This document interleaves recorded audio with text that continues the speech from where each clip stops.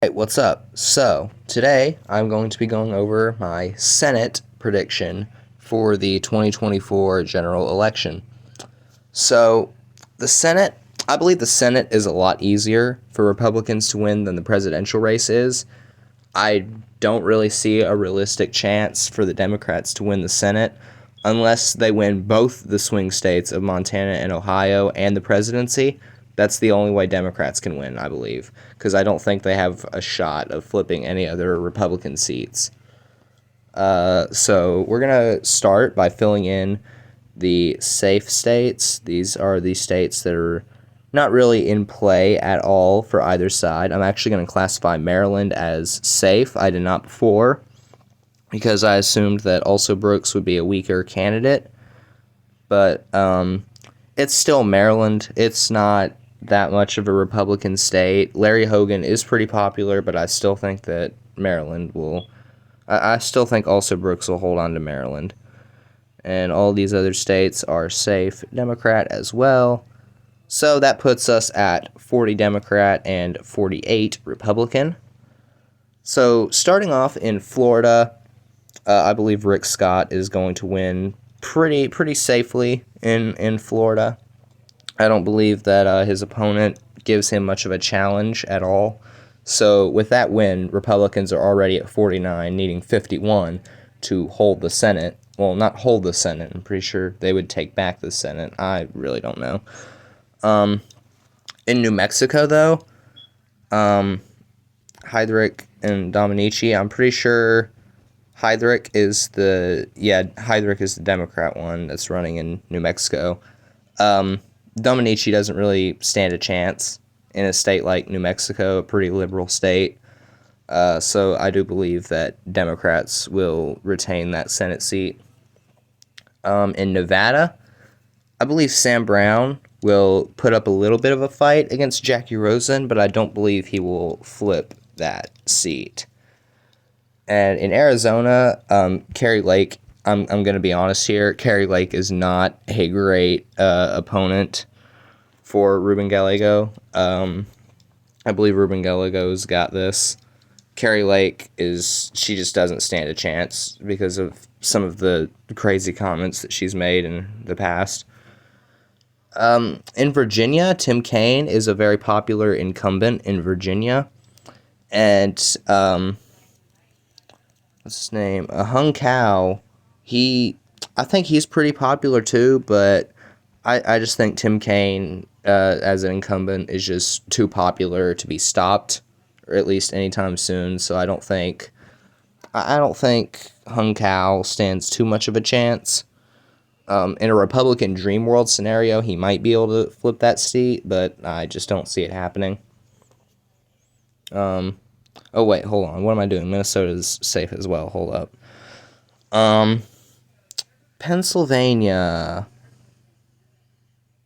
I'll put it likely. I'll put Pennsylvania as likely Democrat. Maybe lean Democrat. I'll put in lean. Why not? Let's have it as like a D+4. Because Pennsylvania, it's somewhat of a liberal state, but it's definitely not as liberal as it used to be. So I believe Republicans have a shot in that seat, but I don't think they will flip it on Election Day. I do believe Democrats will hold that seat. Texas, I believe Ted Cruz will hold this seat pretty easily against Allred. I'm pretty sure Ted Cruz, he's a fairly popular incumbent, so I don't see Democrats having a shot at flipping that seat, at least not this time around. Ohio is going to be a very close.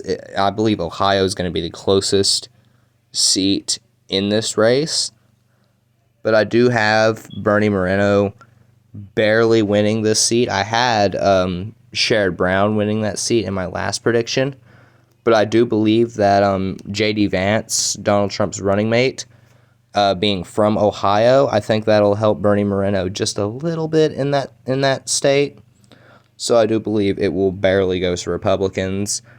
Same with Montana. I believe Tim Sheehy, he's got a very tough opponent in John Tester. But Montana is a fairly conservative state, so I do believe Tim Sheehy will be able to win. All right, in Wisconsin, we have Tammy Baldwin versus Eric Hovde. I believe that Tammy Baldwin, I don't know how popular she is. I know Eric Hovde isn't too popular. I'll classify Wisconsin as a lean Democrat state. So yeah, that's where it's going to go. Michigan, likely lean. I'll put it in the lean category. I think it'll be a little bit closer than most people expect. I have it as a lean state for the Senate race. So overall, this is my my Senate prediction. I have the Republicans winning the Senate with 52 seats and Democrats with 48 seats. And if you watched my presidential election prediction about 3 days ago, I think, 2-3 days ago, I had Republicans winning the presidency as well. So that would put J.D. Vance in charge of the Senate as well. So even if Democrats manage to win Ohio and Montana, if Trump and Vance won the presidency and vice presidency, the Republicans would still get the Senate. I don't think I'm going to be doing a House of Representatives election prediction, at least not anytime soon. But yeah, this is where I've got the Senate right now. I believe Senate, like I said, it's really easy for Republicans to win the Senate. It's a lot easier than the presidency and definitely a lot easier than the House. I know the House will probably be pretty close. I'm pretty sure, I don't know. I think Democrats actually have a shot of winning the House. Republicans could do that, and if they did, that would be a trifecta. If the Republicans could do that, which I see it as pretty likely, but I'm still unsure about whether or not I think Republicans will win all 3 chambers of government or not. But that is where I'm going to end off this video. Hope you guys enjoyed it. I will see you in the next one.